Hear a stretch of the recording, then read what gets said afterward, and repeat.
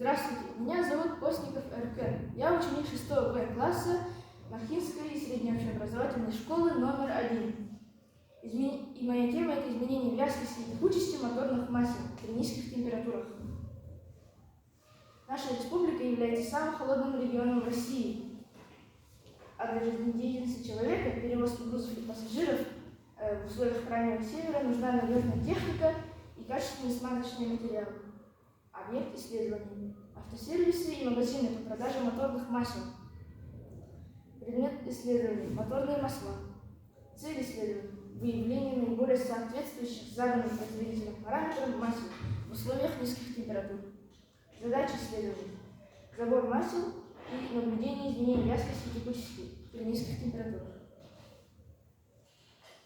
Чтобы выявить наиболее распространенные масла, мы обратились в автосервис «Премиум».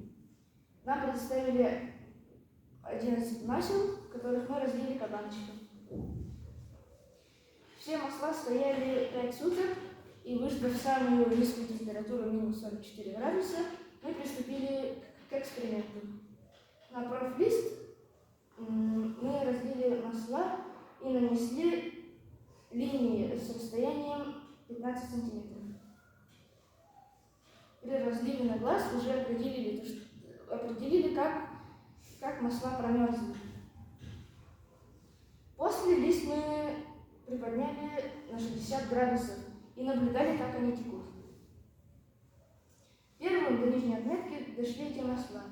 Первое – это масло номер 5 Татачи. Второе масло – это Shell Helix. И третье масло – это Метасу. Заключение. Наш опыт показал, что не все масла соответствуют своим параметрам, и они могут неблагоприятно повлиять на износ двигателя, особенно при запуске в холодные времена. Спасибо за внимание.